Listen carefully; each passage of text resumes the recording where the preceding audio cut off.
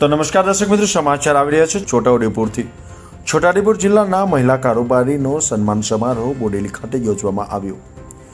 છોટાઉદેપુર જિલ્લાની પ્રમુખ મહિલા કારોબારીઓને માન આપવાનો અને તેમના યોગદાનને ઉજાગર કરવાનો ઉદ્દેશ રાખીને બોડેલી એપીએમસી હોલ ખાતે એક વિશિષ્ટ સન્માન સમારોહ યોજવામાં આવ્યો હતો। આ કાર્યક્રમમાં મુખ્ય મહેમાન તરીકે શ્રીમતી ગીતાબેન પટેલ, પ્રમુખ ગુજરાત પ્રદેશ મહિલા કોંગ્રેસ હાજર રહ્યા હતા, તેમજ અમદાવાદની મહિલા કોંગ્રેસ પ્રમુખ શ્રીમતી જીનલબેન શાહ તથા માજી મંત્રી સુખરામભાઈ રાઠવા પણ ઉપસ્થિત રહ્યા હતા। આ અવસરે ગીતાબેન પટેલે મહિલાઓના આર્થિક સશક્તિકરણ અંગે જણાવ્યું હતું કે મહિલા સંગઠન મજબૂત બનશે ત્યારે જ સમાજમાં સાચો બદલાવ શક્ય છે।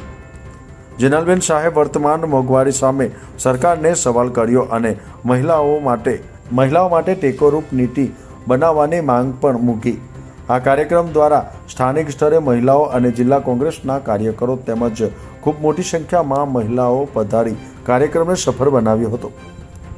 સરફરાજ દીવાનો રિપોર્ટ, ન્યૂઝ ટુડે, બોડેલી।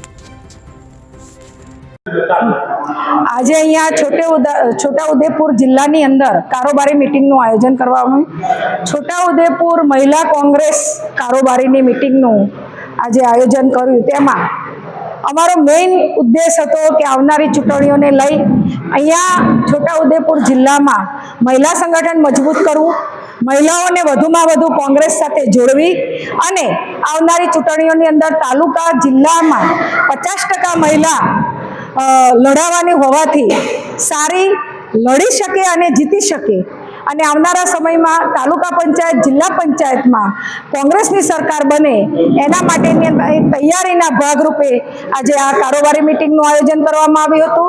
અને સાથે સાથે આ ભ્રષ્ટ સરકારના રાજની અંદર જે ભ્રષ્ટાચાર થઈ રહ્યો છે, કૂદકે ને ભૂસકે રોડ, રસ્તા અને બ્રિજ જે તૂટી રહ્યા છે, અત્યારે તમે જુઓ છો કે ચોમાસાની શરૂઆત થઈ છે ત્યારે હજુ તો પૂરતો વરસાદ પણ નથી પડ્યો અને 2-3 ઇંચ વરસાદ પડવાના કારણે જો આવા રોડ અને રસ્તા ધોવાઈ જતા હોય, ખાડા પડતા હોય, કેટલાય લોકો આનો ભોગ બનતા હોય અને વડોદરાની અંદર જે ગંભીરા બ્રિજ તૂટી પડ્યો એ પણ કેટલાક માસૂમ 30 લોકોના મૃત્યુ થયા છે। તો આવા ઘણા બ્રિજો પણ ભૂતકાળમાં તૂટી પડ્યા છે। રોડ રસ્તામાં પણ ખૂબ ભ્રષ્ટાચાર થઈ રહ્યો છે। નાનાથી લઈ અને મોટા અધિકારીઓ સુધી અને નેતાઓ સુધી, કમલમ સુધી જેના હપ્તા પહોંચે છે એ હપ્તાઓ બંધ થાય અને આવનારા સમયમાં અધિકારીઓ અને ભાજપના નેતાઓ ન્યાયિક એક કમિટી રચી અને ન્યાય કમિટી રચી અને એને ન્યાય આપે। ભોગ બનવા વાળા લોકોને જે આ લોકો ભાજપ સરકાર જે જાહેરાત કરી રહી છે કે એમને અમે સહાય આપીશું, તો એ સહાય એ જે લોકો બોલે છે એ પાડતા નથી, હજુ સુધી લોકોને સહાય પહોંચતી નથી। તો મારી સરકારને પણ વિનંતી છે કે ઝડપમાં ઝડપ રાખી અને તાત્કાલિક ધોરણે આ લોકોને સહાય પણ પૂરી પાડવામાં આવે। અને સહાય તો એક આશ્વાસન છે, મરેલા માણસો પાછા આવતા નથી, તો મારે આ સરકારને પણ અમારો અવાજ પહોંચાડવો છે। બીજું કે જ્યારે મહિલાઓની વાત કરું છું ત્યારે મહિલાઓ પર અત્યાચાર ખૂબ વધી રહ્યા છે। થોડા દિવસે મહિલાઓની હત્યાઓ થઈ રહી છે, કેટલી મહિલાઓ પર બળાત્કાર થઈ રહ્યા છે। હમણાં જ સુરતની અંદર 2 મહિના પહેલા જ એક ભાજપના જ વડના જે મહામંત્રી હતા એના દ્વારા એક મહિલાનું શોષણ કરી એના ઉપર અત્યાચાર કરવામાં આવ્યો હતો, બળાત્કાર ગુજારવામાં આવ્યો હતો। તો આવા ઘણા બધા બનાવો મહિલાઓ સાથે જે બની રહ્યા છે એમાં ક્યાંક ને ક્યાંક ભાજપના નેતાઓ, ભાજપના કાર્યકર્તાઓની સંડોવણી જોવા મળી રહી છે।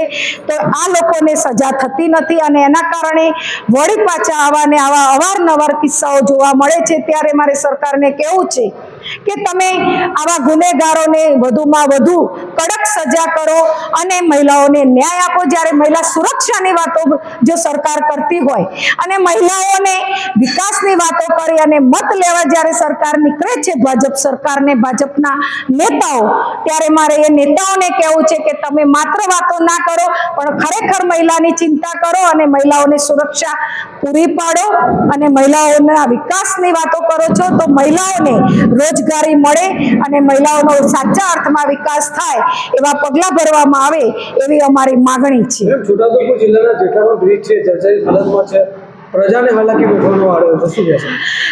એટલા છોટાઉદેપુરની અંદર નહીં પણ આખા ગુજરાતની અંદર કેટલાય બ્રિજ એવા છે, કેટલાય બ્રિજ અત્યારે હમણાં જે વડોદરાનો બનાવ બને એના પછી ઘણા બ્રિજ ઉપર પ્રતિબંધ લાવી દેવામાં આવ્યો છે અને બ્રિજ બંધ કરી દેવામાં આવ્યા છે.